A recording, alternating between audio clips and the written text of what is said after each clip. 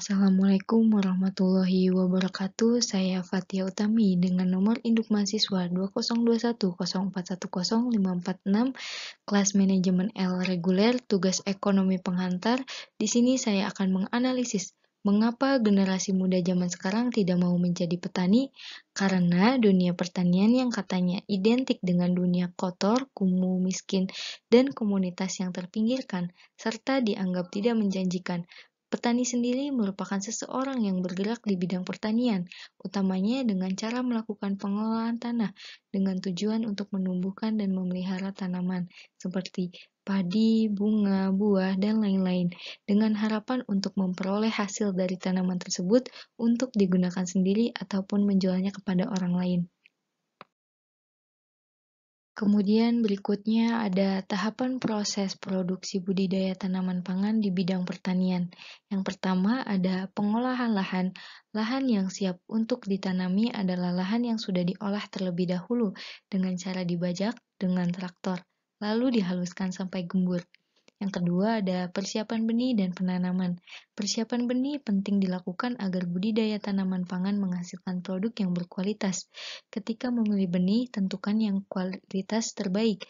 Ciri benih yang baik adalah benih dari varietas unggul, benihnya sehat, memiliki vigor atau sifat benih yang baik, dan tidak memiliki atau menularkan organisme pengganggu tanaman. Yang ketiga ada pemupukan tanaman. Tujuan pemupukan adalah memberi nutrisi pada tanaman agar bisa tumbuh dan berkembang dengan optimal.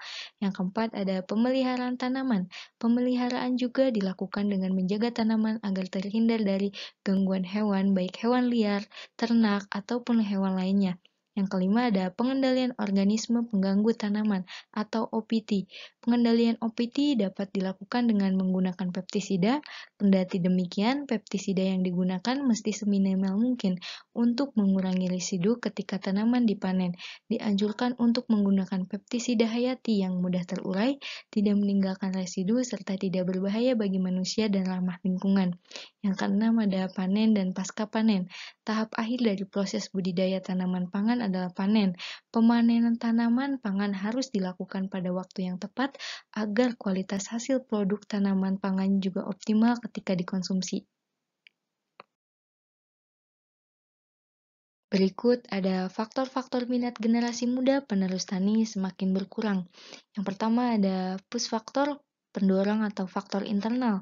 Yang kedua ada pull faktor, faktor penarik atau faktor eksternal. Faktor internal merupakan faktor yang lebih banyak disebabkan oleh kondisi internal individu atau sektor pertanian yang kurang memberikan daya tarik kepada tenaga kerja muda untuk berusaha di pertanian. Faktor-faktor tersebut antara lain ada yang pertama, rata-rata luas lahan sempit atau bahkan tidak memiliki lahan. Yang kedua, ada sektor pertanian dipandang kurang memberikan prestasi sosial, kotor, dan beresiko. Yang terakhir, yang ketiga yaitu mismatch antara kualitas pendidikan dan kesempatan kerja yang tersedia di desa yang dicerminkan oleh semakin banyaknya pemuda di desa yang bersekolah ke jenjang pendidikan lebih tinggi sehingga semakin selektif terhadap pekerjaan. Yang kedua ada faktor eksternal seperti insentif pekerja di sektor non-pertanian lebih tinggi dan persepsi tenaga kerja muda sektor non-pertanian di perkotaan lebih bergengsi. Mereka lebih senang merantau ke kota meskipun hanya menjadi kuli bangunan atau bekerja di pekerjaan non-formal lainnya.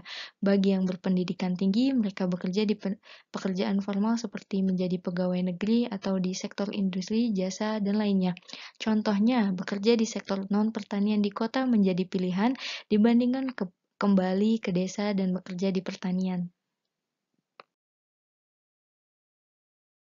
Berikutnya ada faktor-faktor lingkungan strategis yang berpengaruh. Ada dua, yaitu faktor lingkungan strategis nasional dan faktor lingkungan strategis internasional. Faktor lingkungan strategis nasional terdiri dari 4, yaitu yang pertama ada pendidikan. Melalui program pendidikan, peluang peningkatan minat generasi muda terhadap pertanian dapat lebih besar karena sistematis dan terprogram.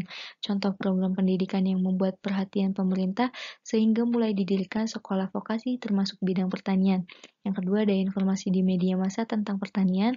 Informasi yang disampaikan melalui media massa merupakan peluang yang dapat digunakan untuk meningkatkan minat generasi muda terhadap bidang pertanian.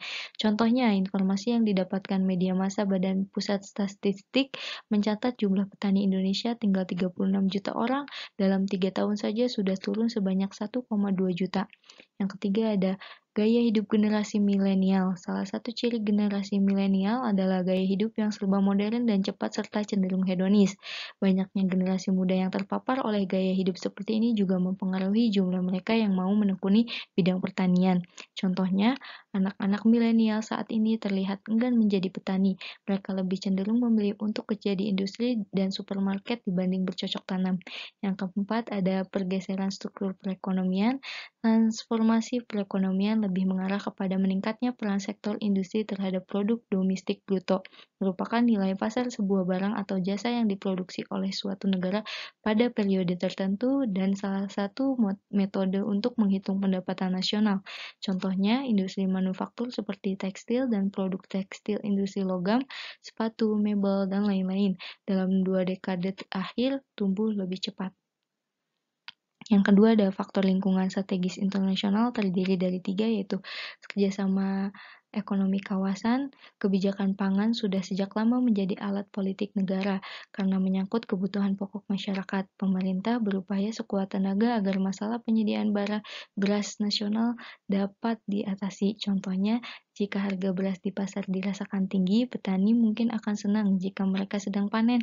Sebaliknya, konsumen akan merasa keberatan karena kenaikan harga bahan makanan pokok akan membebani pengeluaran keluarga.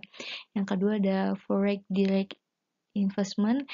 Penanaman modal asing langsung sebagian besar masuk ke sektor non-pertanian seperti industri, konstruksi, dan pertambangan. Contoh kegiatan tersebut yaitu akibatnya sektor non-pertanian tersebut tumbuh cepat dan membuka banyak lapangan kerja. Upah buruh naik seiring pertumbuhan ekonomi, lebih tinggi dari kenaikan upah di sektor pertanian sehingga tenaga kerja khususnya dari kalangan generasi muda berebut untuk mendapatkan pekerjaan di sektor non-pertanian tersebut. Yang ketiga ada disparitas harga dan impor pangan. Contohnya petani di beberapa negara anggota ASEAN seperti Thailand, Vietnam, dan Myanmar bisa memproduksi beras lebih murah dari petani Indonesia. Penyebabnya adalah struktur biaya input seperti lahan, tenaga kerja, pupuk, dan yang lebih efisien sehingga produktivitasnya lebih tinggi. Berikutnya ada peran penting generasi muda dalam pertanian untuk perekonomian Indonesia. Apa peran penting ekonomi pertanian? Sektor pertanian mempunyai peranan yang sangat penting dalam membangun perekonomian nasional, termasuk perekonomian daerah. Karena sektor pertanian berfungsi sebagai penyedia bahan pangan untuk ketahanan pangan masyarakat, sebagai instrumen pengentasan kemiskinan, penyediaan lapangan kerja. Adapun peran sektor pertanian dalam perkembangan ekonomi di Indonesia yaitu yang pertama sebagai sektor penghasil bahan pangan, yang kedua ada sebagai sumber tenaga kerja bagi sektor ekonomi lain, yang terakhir ada sebagai salah satu penghasil sumber devisa bagi negara. Kesimpulannya yaitu makanan pokok sebagian besar rakyat Indonesia adalah beras.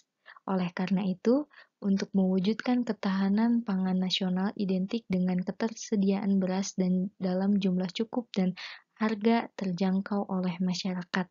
Produksi beras dilakukan oleh petani, oleh karena itu tersedianya beras yang cukup harus didukung dengan jumlah petani termasuk petani dari generasi muda. Namun realitas saat ini generasi muda kurang berminat di sektor pertanian dan jumlahnya terus menurun. Terima kasih, dicukupkan sekian analisis saya tentang mengapa generasi muda zaman sekarang tidak mau menjadi petani. Dimohon maafkan jika ada salah kata. Wassalamualaikum warahmatullahi wabarakatuh.